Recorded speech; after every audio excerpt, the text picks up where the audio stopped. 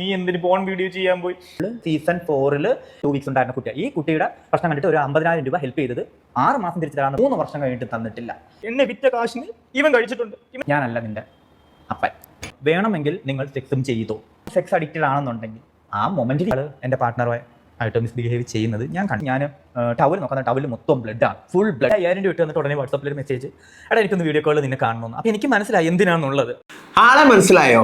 നമ്മുടെ porn star ആയിട്ടുള്ള അജു അജ്മൽ ആണ്. ബിഗ് ബോസിന്റെ മുന്നത്തെ പ്രഡിക്ഷൻ ലിസ്റ്റുകളിലെ മോഡേഷൻ അറ്റൻഡ് ചെയ്ത ലിസ്റ്റിലൊക്കെ ഞാൻ പറഞ്ഞിട്ടുള്ള ഒരു പേരാണ്. അജുവിന്റെ ഒരു പുതിയൊരു ഇന്റർവ്യൂ വന്നിട്ടുണ്ട്.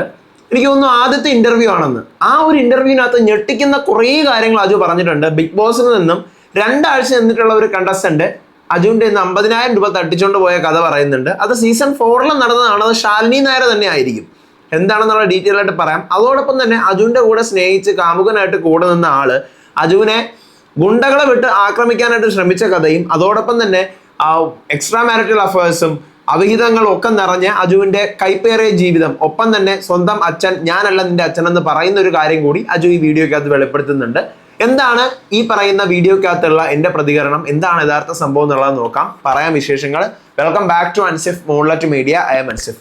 ചാനൽ സബ്സ്ക്രൈബ് ചെയ്യണം, ലൈക്ക് ചെയ്യണം, ഷെയർ ചെയ്യണം. നിങ്ങളുടെ ഒപ്പീനിയൻസ് ഇതിനെപ്പറ്റി മസ്റ്റായിട്ട് താഴെ കമന്റ് ചെയ്യണം. വീഡിയോ ഹൈപ്പ് ചെയ്യാൻ മറക്കരുത്.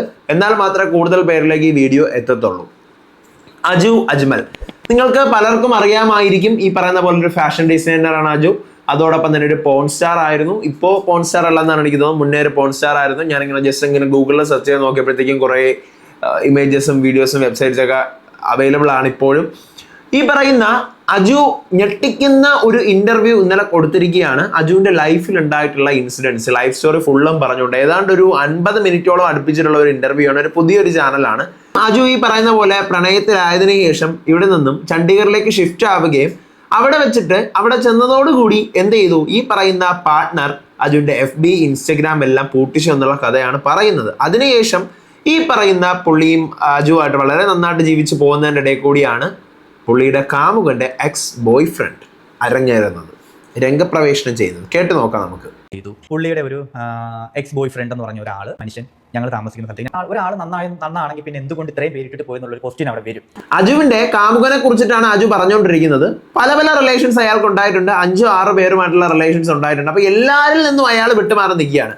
അപ്പോൾ ഒരാൾക്ക് ഒരു പാർട്ട്ണർ ഓക്കെ ബ്രേക്കപ്പ് ആവും, 2 എണ്ണം ബ്രേക്കപ്പ് ആവും. ഇതിപ്പോ ഈ സ്ഥിരമായി ബ്രേക്കപ്പ് ആവുന്നത് ആരുടെ റീസൺ കൊണ്ടാണ്? ഉറപ്പായിട്ടും ഈ പറയുന്ന അജുവിന്റെ കാമുകന്റെ റീസൺ കൊണ്ട് തന്നെയാണ്. വളരെ വിസിബിൾ ആണ്. പുള്ളി വന്നിട്ട് ഇവർ തമ്മിൽ സംസാരിച്ചു. അപ്പൊ തന്നെ എനിക്ക് മനസ്സിലാവും ഇവർ ഇപ്പോഴും ഒരു പ്രണയം കേട്ട് ഉള്ളിലുണ്ട്. ഒരു പക്ഷേ ഞാനൊന്ന് മാറിക്കൊടുത്താൽ ഇവർ ചിലപ്പോൾ ഒന്നിക്കും. അപ്പം 2 പേരെ ഇരുത്തി സംസാരിച്ചു. നിങ്ങൾക്ക് ഒന്നിച്ചുകൂടെ? എനിക്കൊരു റിക്വസ്റ്റ് ഉണ്ട്. നിങ്ങൾ 2 പേരും ഫ്രണ്ട്ഷിപ്പ് കട്ട് ചെയ്യരുത്. നിങ്ങൾ ഇടയ്ക്കൊക്കെ ഒന്നിച്ച് ട്രാവൽ, അവർക്ക് ഡ്രീം ഉണ്ട്. അവർ 2 പേരും ട്രക്കിങ്ങും ട്രാവലിംഗ് ഇഷ്ടപ്പെടുന്ന ആൾക്കാരാണ്. ഞാൻ അതൊന്നും അങ്ങനെ അധികം ഇഷ്ടപ്പെടില്ല. നിങ്ങൾ പൊയ്ക്കോ എവിടെയാന്ന് വെച്ച് കഴിഞ്ഞാൽ അത് ആരും പ്രശ്നം ഉണ്ടാക്കില്ല. നിങ്ങൾ 2 പേരും പൊയ്ക്കോ പറഞ്ഞിട്ട് ഞങ്ങൾ ഇയാൾ താമസിക്കുന്ന സ്ഥലത്തേക്ക് പോകും. ഓക്കെ, അപ്പോ എക്സ് ബോയ് ഫ്രണ്ടിനെ കാണുന്നു, അവരുമായിട്ട് നല്ല റിലേഷൻ മുന്നോട്ട് കൊണ്ടുപോകണം, ഫ്രണ്ട്ഷിപ്പ് കൊണ്ടുപോകണം എന്നുള്ളൊരു ആഗ്രഹത്തിൽ അജു പറഞ്ഞ കഥയാണ്. ഇതിനുശേഷമാണ് എക്സ് ബോയ് ഫ്രണ്ട് തന്നെ ഈ പറഞ്ഞതുപോലെ വീണ്ടും ഇവരുടെ ലൈഫിലേക്ക് കയറുകയും അജുവിന്റെ കാമുകന്റെ മറ്റിടത്ത് കയറി പിടിക്കാൻ പോയ കഥയും അജു പറയുന്നത്. അതൊന്ന് കേൾക്കാം. ഞങ്ങൾ ഇയാൾ താമസിക്കുന്ന സ്ഥലത്തേക്ക് പോയി. അങ്ങനെ അന്ന് അവിടെ പോയി ഒരു നൈറ്റ് അവിടെ താമസിച്ചപ്പം ആളും ആളുടെ ഒരു ബോയ് ഫ്രണ്ടുമായിട്ടാണ് നിലവിൽ താമസിക്കുന്നത്. അവിടെ അന്നത്തെ ദിവസം കുറച്ച് ഇൻസിഡൻസ് നടന്നു. റൂം ഉണ്ട്. അപ്പോൾ പുള്ളി പറഞ്ഞു, എടാ എനിക്ക് നിങ്ങളുടെ കൂടെ കിടക്കണമെന്ന് പറഞ്ഞ് ഞങ്ങളുടെ അടുത്ത് വന്ന് കിടന്നപ്പോൾ രാത്രിയിൽ ഇയാൾ എൻ്റെ പാർട്ട്ണറുമായി ആയിട്ട് മിസ്ബിഹേവ് ചെയ്യുന്നത് ഞാൻ കണ്ടു. ഒരിക്കലും അത് മിസ്ബിഹേവ് അല്ല അജു, അത് അയാളും കൂടി നിന്ന് കൊടുത്തിട്ടുള്ള ഒരു പരിപാടിയാണ്. ആ ഒരു വേർഡ് ഒന്ന് തിരുത്തണം. മിസ്ബിഹേവിംഗ് അല്ല, അയാളും കൂടി നിന്ന് പിടിക്കാൻ വേണ്ടി നിന്ന് കൊടുത്തത് തന്നെയാണ്. അത് മിണ്ടിയില്ല. കാരണം അവർക്ക് ഇഷ്ടമാണെങ്കിൽ അവരെന്താണെന്ന് വെച്ചാൽ ചെയ്തോട്ടെ നേരിട്ട്. പക്ഷെ കൈവിട്ട് പോവുകയാണെന്നുള്ളത് പിന്നീടാണ് എനിക്ക് മനസ്സിലായത്. ഞങ്ങളുടെ വീട്ടിൽ ഞങ്ങളുടെ ബെഡിലേക്ക് വന്ന് കിടന്ന് സ്വന്തം ബോഡിയിൽ ടച്ച് ചെയ്തപ്പോൾ എന്തുകൊണ്ട് നോ പറഞ്ഞില്ല? ഞാനാണ് അടുത്ത് കിടക്കുന്നത്. That's a valid question. Because അജുവിന്റെ പാർട്ട്ണർ എന്തുകൊണ്ട് നോ പറഞ്ഞില്ല? ഒരാൾ നമ്മുടെ പ്രൈവറ്റ് പാർട്സിലേക്ക് കൈ കടത്തുമ്പോഴത്തേക്കും നമുക്ക് ഒബ്വിയസ്ലി അടുത്ത് താല്പര്യമില്ല എന്ന് പറയാനുള്ള ഒരു റൈറ്റ് അവിടെ ഉണ്ട്. നമ്മുടെ ബോഡിയല്ലേ.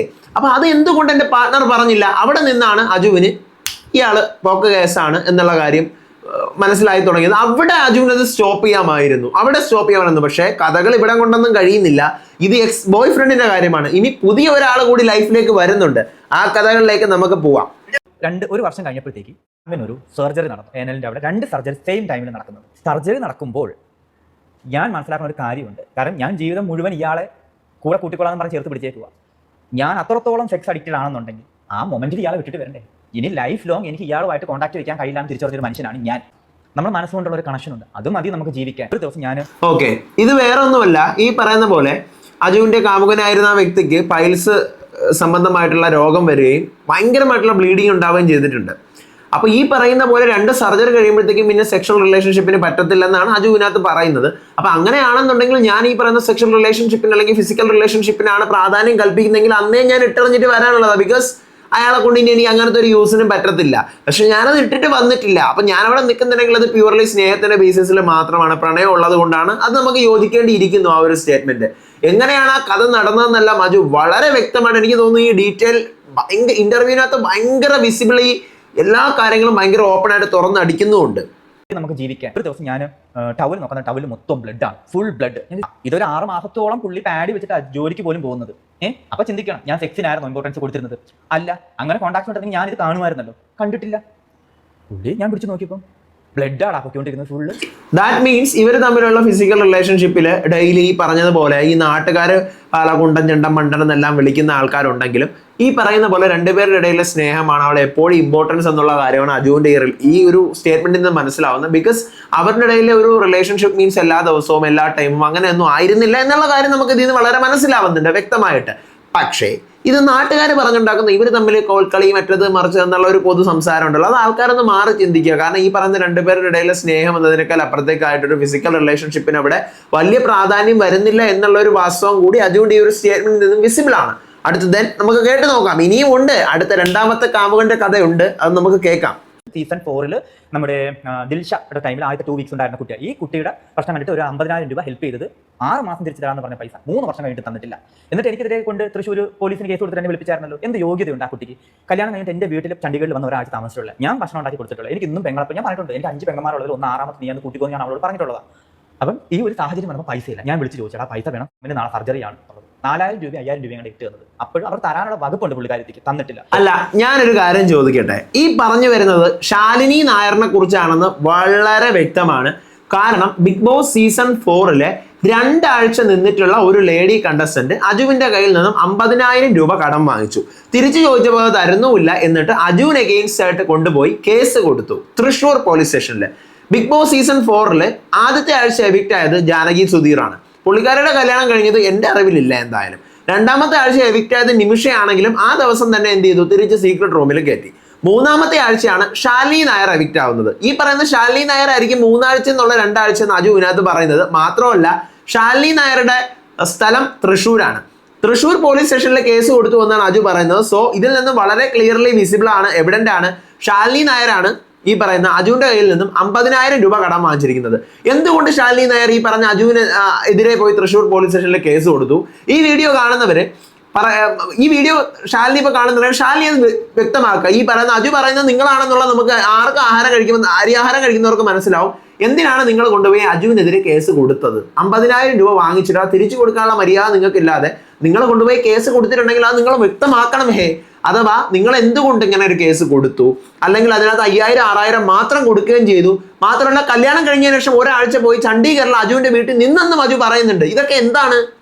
ഇങ്ങനെയൊക്കെ നിന്നിട്ട് ഒരാളിൽ നിന്ന് കാശ് വാങ്ങിച്ചിട്ട് അയാളെ പറ്റിച്ചിട്ടാണോ നിങ്ങൾ ഇങ്ങനെ കൊണ്ടുപോയി കേസ് കൊടുക്കുന്നത്? ആ ഒരു കാര്യം കൂടെ നിങ്ങൾ പറയണം.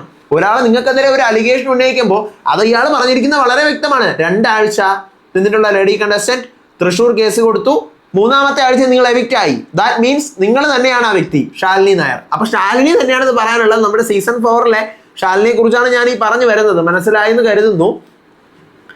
എന്തൊക്കെയാണ് ഇതിനകത്ത് നടക്കുന്നത്? ഒത്തിരി കാര്യങ്ങളുണ്ട് കേട്ടോ. ഈ ഒരു ഇന്റർവ്യൂവിനകത്ത് നിങ്ങൾ കണ്ടു കഴിഞ്ഞാൽ കണ്ണ് തള്ളിപ്പോകുന്ന കുറെ കാര്യങ്ങളുണ്ട്. ഓസ്ട്രേലിയയിലുള്ള ഒരു ഫ്രണ്ടിനോട് ഞാൻ പറഞ്ഞോളൂ, എനിക്കൊരു 5,000 രൂപ കടം വേണം. അപ്പോൾ ആൾക്ക് എന്നോട് ഭയങ്കര സ്നേഹമാണ്. 5,000 രൂപ ഇട്ട് വന്നിട്ട് ഉടനെ വാട്സപ്പിൽ ഒരു മെസ്സേജ്, എടാ എനിക്കൊന്ന് വീഡിയോ കോൾ നിന്നെ കാണണം. അപ്പോൾ എനിക്ക് മനസ്സിലായി എന്തിനാണെന്നുള്ളത്. ഞാൻ ഓക്കെ പൈസ മേടിച്ചും പോയി, ഓക്കെ വീഡിയോ കോളിൽ വന്നു. അപ്പം ഞാൻ ഈ പറഞ്ഞതുപോലെ അവൻ പറഞ്ഞടാ എനിക്ക് നിന്നോട് കാണുന്നത്. ഞാൻ പറഞ്ഞടാ എനിക്ക് ഇപ്പം ഞാൻ ഇങ്ങനെ പറ്റിയൊരു മാനസികാവസ്ഥയിലല്ല, ഇച്ചിരി പ്രശ്നങ്ങളുണ്ട്, ഞാൻ എപ്പോഴെങ്കിലും പിന്നീട് വിളിക്കാമെന്ന് പറഞ്ഞു. എന്നെയും കൊണ്ട് വർക്ക് ചെയ്യുന്ന ഹോസ്പിറ്റലിൽ ATM പോയി 5,000 രൂപ വലിച്ചെടുത്തിട്ടാണ് വീട്ടിലേക്കുള്ള പച്ചക്കറി അരി സാധനങ്ങൾ മേടിച്ചുകൊണ്ട് കുക്ക് ചെയ്ത് ഞങ്ങൾ കഴിക്കുന്നത്. ഇപ്പം ഇവൻ പറയുന്നുണ്ടല്ലോ ഞാൻ മോശമായിരുന്നു, ഞാൻ എന്നെ ഫില്ല് ചെയ്തിട്ടുണ്ട്, എന്നെ വിറ്റ കാശിന് ഇവൻ കഴിച്ചിട്ടുണ്ട്, ഇവന്റെ വീട്ടുകാർ കഴിച്ചിട്ടുണ്ട്. സ്വന്തം ശരീരം വിറ്റ കാശ് കൊണ്ടുവരെ കാമുകനെ തീറ്റിപ്പൊറ്റിയ ആളാണ് ഈ പറയുന്ന അജു. ഈ പറയുന്ന സർജറി കഴിഞ്ഞു കിടക്കുന്ന സമയത്ത് വീട്ടിൽ കഴിക്കാൻ ആഹാരം ഇല്ലാതിരുന്ന സമയത്ത് വേറെ നിവർത്തിയില്ല. ഫ്രണ്ടിന്റെ അടുത്ത് 5,000 രൂപ കടം ചോദിച്ചപ്പോൾ ഫ്രണ്ട് പറഞ്ഞു വീഡിയോ കോളിൽ ഒന്നൊന്ന് തുറന്ന് കാണിക്കണമെന്ന്. അതാണ് ഇതിനകത്തുനിന്ന് മനസ്സിലാവുന്നത് എനിക്ക്. അങ്ങനെ വന്ന് ആ നിവർത്തികെട്ട നമ്മളെ വീഡിയോ കോളിൽ വന്ന് തുണി തുറന്ന് കാണിക്കുക എന്ന് പറഞ്ഞാൽ അതൊക്കെ ഓരോരുത്തരുടെ വ്യക്തിപരമായ കാര്യങ്ങളാണ്. പക്ഷേ അതിനകത്ത് ആ നിൽക്കുന്ന സിറ്റുവേഷൻ വളരെ ഇമ്പോർട്ടൻ്റ് ആണ്. ഒരാളുടെ ഇമോഷണൽ സ്റ്റാറ്റസ് നിൽക്കുമ്പോൾ മാത്രമേ ഒരാളുടെ ഇമോഷണലി അയാൾ എത്രത്തോളം വീക്കായിരിക്കും ആ ഒരു ടൈമിൽ തുറന്ന് കാണിക്കാൻ പറ്റുന്ന ഒരു സാധനം അല്ലല്ലോ. അപ്പോൾ ആ ഒരു സമയത്ത് പോലും കാമുകന് വേണ്ടി എനിക്ക് തുണി തുറന്ന് കാണിക്കേണ്ടി വന്നിട്ടുണ്ട്. എന്നെ വിറ്റ്, എൻ്റെ ശരീരം വിറ്റ് ഞാൻ എന്ത് ചെയ്തിട്ടുണ്ട്, കാശ് കടം മേടിച്ച്, അത് ഒറിജിനലി മേടിക്കുന്നതല്ല, കടം മേടിക്കുന്നതാണ്, ഒരാൾ ദാനം തരുന്നതല്ല, കടം മേടിച്ച് എൻ്റെ തുണി തുറന്ന് കാണിച്ച് വരെ ഞാൻ എൻ്റെ കാമുകനെ തീറ്റി പോറ്റിയിട്ടുണ്ട്. അപ്പം ഞാൻ ഇങ്ങനെ ആയിട്ടുണ്ടെങ്കിൽ അത് എന്നെ മാത്രമല്ല, ഞാൻ എൻ്റെ ഫ്രണ്ട്സിനും അതുപോലെ തന്നെ എൻ്റെ കാമുകനും അവൻ്റെ ഫാമിലിയും വരെ ഞാൻ എൻ്റെ ശരീരം വിറ്റ് കാശ് കൊണ്ട് തിന്നിട്ടുണ്ട് എന്നാണ് അജു പറയുന്നത്. ശരിക്കും ഈ പറയുന്ന സാധനങ്ങളെല്ലാം വിവാദമായി മാറും. നാളെ മറ്റന്നാളൊക്കെ ആയിട്ട് നമുക്കിതൊക്കെ കാണാം. ഇപ്പൊ ഇത് കാണുന്ന ആൾക്കാരുടെ പലരും ചോദിക്കും, നീ എന്തിന് പ്രേമിക്കാൻ പോയി, അല്ലെങ്കിൽ നീ എന്തിന് പോൺ വീഡിയോ ചെയ്യാൻ പോയി, നീ എന്തിനാണ് നീ എന്ത് ചെയ്തു? എനിക്ക് എല്ലാവരെയും പറഞ്ഞ് ബോധ്യപ്പെടുത്താനൊന്നും പറ്റത്തൊന്നുമില്ല. അജു പറയുന്നുണ്ട്, അജു പോൺ വീഡിയോയിൽ അഭിനയിച്ചിട്ടുണ്ട്, അജു ഒരു പോൺ ആക്ടറാണ്. പക്ഷെ അജുവിന്റെ കാശ് കൊണ്ട് അജു മാത്രമല്ല, അജുവിന്റെ കൂടെ നിൽക്കുന്ന എല്ലാവരും പച്ച പിടിച്ചിട്ടുണ്ട്. സോ കുറ്റം പറയുന്നവർ ആദ്യം അതിന്റെ ഭാഗമാണോ എന്ന് കൂടി ഒന്ന് ചിന്തിച്ച് നോക്കുക എന്നൊരു ധ്വനിയാണ് ഇതിനകത്ത് അജു പറയുന്നത്. ഈ പറയുന്ന കാമുകൻ ഉൾപ്പെടെ നീ അങ്ങനെ ചെയ്തില്ലേ ഇങ്ങനെ ചെയ്തില്ലേ എന്ന് ചോദിക്കുമ്പോൾ നീയും ആ പൈസക്ക് തിന്നിട്ടുണ്ടടാ എന്ന് പറയുന്നതാണ് ഇവിടെ അജുവിന്റെ സ്റ്റേറ്റ്മെന്റ്. പുള്ളി വീഡിയോ കോൾ ചെയ്യാൻ ബാത്റൂമിൽ കയറി കഴിഞ്ഞാൽ ഇറങ്ങാൻ ഇത്രയും മണിക്കൂറുകൾ എനിക്ക് തോന്നി എന്തോ സംതിങ് ഉണ്ട്. ആഫ്റ്റർ സർജറി 6 മാസത്തെ റെസ്റ്റിന് ശേഷം പിന്നീട് ജോഗിങ്ങിനൊക്കെ പോയി തുടങ്ങിയതിന് ശേഷമാണ് ഒരു വീഡിയോ കോളും ഒരു ചുറ്റിക്കളിയൊക്കെ വീണ്ടും അജുവിന്റെ കാമുകന് തുടങ്ങുന്നത്. ഇവിടെയാണ് കഥയുടെ 2ാം അധ്യായം. ഇതാണ് ഭീകരമായ ഒരു കാമുകനാണ്, സൈക്കോകളിൽ സൈക്കോ ആയ ഒരു കാമുകന്റെ കഥയാണിത്. നമുക്കൊന്ന് കേൾക്കാം. ശരിക്കും ഒരു ക്രൈം ത്രില്ലർ മാതിരി ഉണ്ട് ഇത് കേട്ടിരിക്കാൻ ഈ കഥ. എനിക്ക് കാലിന് ഒരു സർജറി കഴിഞ്ഞു. അത് കഴിഞ്ഞ് വീട്ടിൽ വന്ന് ഞാനിങ്ങനെ കിടക്കുന്ന സമയത്ത് എനിക്ക് നിന്നോടൊരു കാര്യം പറയാൻ വേണ്ട, എനിക്കറിയാം നിനക്കൊരാളെ ഇഷ്ടമാണ്, വയ്ക്കോ പോയി ജീവിച്ചോ. അജുവിന് പിന്നീട് കാലിന്റെ സർജറി കഴിഞ്ഞ് അജു നാട്ടിൽ വന്ന് കിടക്കുന്ന സമയത്താണ് ഈ പറയുന്ന പോലെ ചുറ്റിക്കളിയുള്ള കാര്യം കാമുകൻ തുറന്നു പറയുന്നത്. നീ നിന്റെ ഇഷ്ടത്തിന് പൊയ്ക്കോളൂ എന്ന് പറയുമ്പോഴത്തേക്കും ഹീസ് ജസ്റ്റ് മൈ ഫ്രണ്ട് എന്ന് ഈ പറയുന്ന പുള്ളിക്കാരൻ പറയുന്നുണ്ട്. ഒന്നുമല്ല, ജസ്റ്റ് ഫ്രണ്ട്ഷിപ്പേ ഉള്ളൂ. ഞാൻ നടക്കാൻ പോകുമ്പോഴൊക്കെ സംസാരിക്കാറുണ്ട്. ഞാൻ ഇൻസ്റ്റയിൽ പലരുമായിട്ട് ഞാൻ പറഞ്ഞാൽ എനിക്കറിയാം നീ സംസാരിക്കാറുണ്ട്, പലരും എന്നോട് പറഞ്ഞിട്ടുണ്ട്. ആ പയ്യനെ വിളിച്ചു, ഞങ്ങൾ പരിചയപ്പെട്ടു. ഇവൻ എന്നോട് ചോദിച്ചു, ഞാനൊരു കാര്യം ചോദിച്ചോട്ടെ, എന്താ നിങ്ങൾ തമ്മിൽ ഫിസിക്കൽ റിലേഷൻ എങ്ങനെയായിരുന്നു? ഇവൻ അതൊക്കെയാണ് അറിയേണ്ടിയുള്ളത്. ഓക്കെ, ഈ പറയുന്ന പുതിയ കാമുകനുമായിട്ട് അജുവിനെ കണക്ട് ചെയ്ത് കൊടുക്കുമ്പോൾ അജു ഒന്ന് ജസ്റ്റ് ഹായ് ബൈ, ഒരു ഫ്രണ്ട്ഷിപ്പ് പോലെയാണ്, ഒരു ക്രഷ് പോലെയാണ് എന്ന് പറഞ്ഞ് സംസാരിക്കാൻ തുടങ്ങുമ്പോഴത്തേക്ക് ഇവർക്കിടെ ഈ പറയുന്ന പുതിയ കാമുകൻ അറിയേണ്ടത് എന്താണ്, ഇവരുടെ ഇങ്ങനെ ഈ പറയുന്ന കോൾ പരിപാടി എന്നുള്ള പരിപാടി നാട്ടിൽ പറയുകൊണ്ടല്ലോ, അതാണ് ഈ പുള്ളിക്ക് അറിയേണ്ടത്. അപ്പൊ തന്നെ അജുവിന് നെഗറ്റീവ് അടിച്ചോ എന്നാണ് അജു പറയുന്നത്. പക്ഷെ അജു എന്ത് പറയുന്നു, അയാളൊരു പാവമാണ്, അയാളെ കൂടെ നിർത്തൂ, നമുക്ക് നല്ലൊരു രീതിയിൽ മുന്നോട്ട് പോവാം, ഫ്രണ്ട്സായിട്ട് മുന്നോട്ട് പോവാം എന്നുള്ളൊരു ലെവലില് ഇവര് അങ്ങനെ ഒരു തീരുമാനം എടുക്കുമ്പോഴത്തേക്കും ഇത് കളി വേറെ ലെവലിലോട്ട് തിരിയുന്നുണ്ട്. അത് നമുക്കൊന്ന് കേൾക്കാം. നല്ല ഫുഡ് മേടിച്ചു കൊടുക്കണം, നിങ്ങൾ സിനിമയ്ക്ക് പോകണം, നിങ്ങൾ എവിടെയെങ്കിലും കറങ്ങാൻ പറ്റുമോ, എല്ലാം ഞാൻ പറഞ്ഞു. വേണമെങ്കിൽ നിങ്ങൾ സെക്സും ചെയ്തോ, ബട്ട് ഒരേ ഒരു കാര്യം ലൈഫിലേക്ക് കൊണ്ടുവരുന്നത് ഞാൻ പറഞ്ഞിട്ടുണ്ടായിരുന്നു.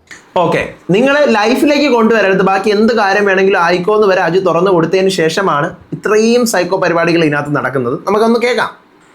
ഇവർക്ക് ഒരുമിച്ച് ജീവിക്കാൻ താല്പര്യമുണ്ടെങ്കിലോ ഇവരൊരുമിച്ച് ഡേറ്റ് ചെയ്യാൻ താല്പര്യമുണ്ടെങ്കിലോ അത് എന്നെ അപ്ഡേറ്റ് ചെയ്യരുത്. എന്നോട് പറഞ്ഞിരിക്കുന്നത് ജസ്റ്റ് എ ഫ്രണ്ട്, എനിക്കൊരു ക്രഷ് തോന്നി, എനിക്ക് ആളോട് ഒരു താല്പര്യം തോന്നി, അതുകൊണ്ടല്ലേ ഞാൻ കൊടുത്തു വിട്ടത്, നിങ്ങൾ പറ്റോ. അപ്പോഴും ഞാൻ പറയുന്നുണ്ട് ആ പയ്യനെ വിട്ട് കളയേണ്ട, പാവാണെന്നുണ്ടെങ്കിൽ നമുക്ക് പ്രൊട്ടക്ട് ചെയ്യാം. കാരണം ഞാൻ എൻ്റെ ലൈഫിൽ ഇവൻ്റെ സെയിം പ്രായത്തിൽ നിന്ന് അനുഭവിച്ച കാര്യങ്ങളെല്ലാം ഞാൻ പറഞ്ഞിട്ടില്ല. ഇവിടെ പറ്റി എന്താണെന്ന് വെച്ച് കഴിഞ്ഞാൽ ഞാൻ അറിയാണ്ട് തന്നെ ഇവർ കുറച്ച് കാര്യങ്ങൾ പ്ലാൻ ചെയ്തു.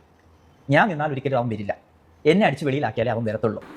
ഓക്കെ, ഇവരെന്ത് ചെയ്തു, അജു ഈ പറയുന്ന പോലെ ഒരാളുടെ ഒരു ക്രഷ് തോന്നിയത് വലിയ തെറ്റൊന്നും അല്ല, ഇവർ തമ്മിൽ ഒരുമിച്ച് കറങ്ങാനോ സെക്സ് ചെയ്യാനോ എന്തിനോ പോട്ടെ എന്ന് പറഞ്ഞ് വിട്ട് കൊടുത്തപ്പോഴത്തേക്കും അതെന്ത് ചെയ്തു, അജുവിന് തന്നെ നേരെ പാരയായിട്ട് വന്നു. ശരിക്കും പറഞ്ഞു കഴിഞ്ഞാൽ അജു ഇവിടെ ഒരു നന്മമരമായി മഹാബലിയെ പോലെ കുഴിഞ്ഞു കൊടുക്കുമായിരുന്നു എന്നാണ് അതിനൊരു അർത്ഥം വരുന്നത്. കാരണം അജു എല്ലാത്തിനും ഒരു വളം വെച്ച് കൊടുക്കുമായിരുന്നു. ശരിക്കും ഈ പറഞ്ഞ കണക്ക് 1ാമത്തെ ഇൻസിഡന്റ് അല്ല, അന്ന് രാത്രി ഒരു എക്സ് ബോയ് ഫ്രണ്ട് വന്നു സീനായി. അപ്പൊ ഈ 2ാമത്തെ ഇൻസിഡന്റിലും അജു പഠിക്കേണ്ടതായിരുന്നു. പിന്നെ എന്തിനു വിട്ടു കൊടുത്തു, അല്ലെങ്കിൽ അജു അത് വിട്ടു കൊടുത്തിട്ട് അജു ബ്രേക്ക് ചെയ്ത് അന്നേക്കുമായിട്ട് തിരിച്ച് നാട്ടിൽ വരാനുള്ളതായിരുന്നു. വീണ്ടും ഇവിടെ നിന്ന് കൊടുത്തതാണ് ഇത്രയും വിഷയങ്ങൾക്ക് വഴിയൊരുക്കിയത്. ആളുടെ ഭാഗത്തുനിന്ന് ഫിസിക്കൽ അബ്യൂസ് ഉണ്ടായിരുന്നു, ഇഷ്ടം പോലെ ഉണ്ടായിട്ടുണ്ട്. അടിച്ച് പൊട്ടിച്ചിട്ട് എന്നെ 7-8 അടിച്ചിട്ട് പല്ല് ഇവിടെ പോയിട്ടുണ്ട്. എന്നെ ഇവന്റെ പിന്നെ ചാറ്റ് ഹിസ്റ്ററി നോക്കാൻ വേണ്ടിയിട്ട് ഫോൺ എടുത്തപ്പോഴത്തേക്ക് തരില്ല എന്ന് ബാത്റൂമിനകത്ത് കയറി വാതിന്റെ അടക്കി വെച്ചിട്ട് അടിച്ച് ഇവിടെ മൊത്തം പൊട്ടിച്ചിട്ടുണ്ട് എന്ന് പറഞ്ഞ വ്യക്തി വന്നതിന് ശേഷമാണ് ഇത്ര അടി പൊട്ടിയത്. ഇപ്പോൾ ഈ 5 വർഷം ഞങ്ങളുടെ ജീവിതത്തിൽ അടി പൊട്ടിയിട്ടില്ല. ഇവര് ലൈഫിൽ 5 വർഷം ഒരുമിച്ച് ജീവിച്ചു, ഇവരുടെ എക്സ് ബോയ് ഫ്രണ്ട് വരെ വന്നിട്ടുണ്ട്. പക്ഷേ ഈ പറയുന്ന പുതിയ പുള്ളി വന്നതിന് ശേഷമാണ് അജുവിനെടുത്തിട്ട് അടിക്കാനും ഇടിക്കാനും വരെ തുടങ്ങിയെന്നാണ് അജു പറയുന്നത്. ഇവർ തമ്മിൽ അടിയായി, നമ്മൾ ഡോർ തുറന്ന് അകത്തോട്ട് കയറുക തൂങ്ങാൻ വേണ്ടിയിട്ട്. ആ വീഡിയോയും എൻ്റെ കയ്യിലുണ്ട്.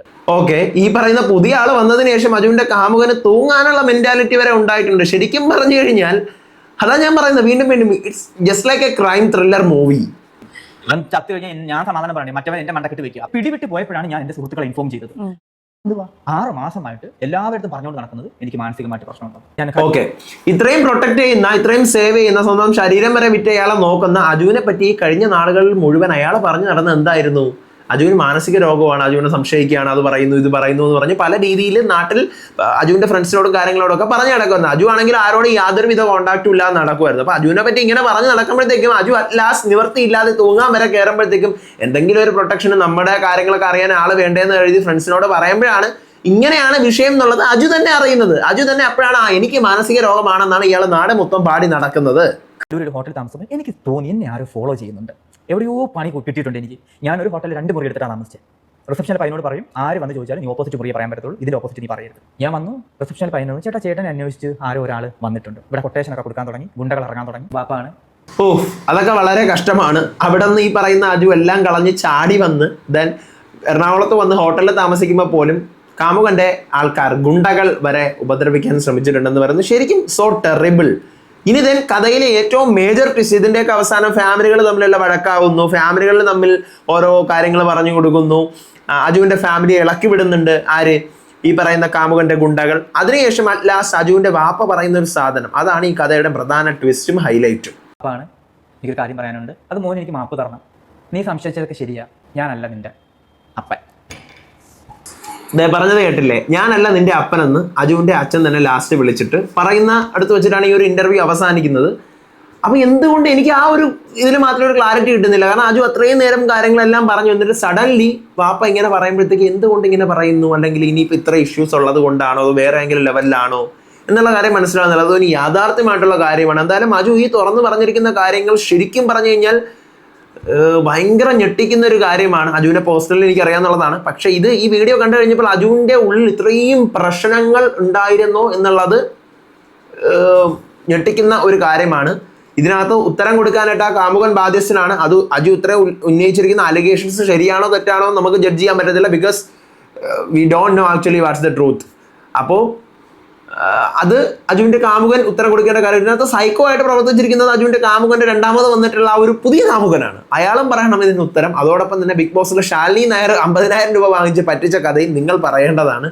എന്തൊക്കെയായാലും നിങ്ങളുടെ ഒപ്പീനിയൻസ് മസ്റ്റായിട്ട് താഴെ കമന്റ് ചെയ്യുക. ഇതുപോലത്തെ വീഡിയോസിനായിട്ട് ചാനൽ സബ്സ്ക്രൈബ് ചെയ്യാനും വീഡിയോ ലൈക്ക് ചെയ്യാനും ഷെയർ ചെയ്യാനും നിങ്ങളുടെ ഒപ്പീനിയൻസ് താഴെ കമന്റ് ചെയ്യാനും മറക്കരുത്. അടുത്ത വീഡിയോ ആയിട്ട് വരാം, വിശേഷമായിട്ട് വരാം. അപ്പോൾ അതുവരേക്കും ബൈ.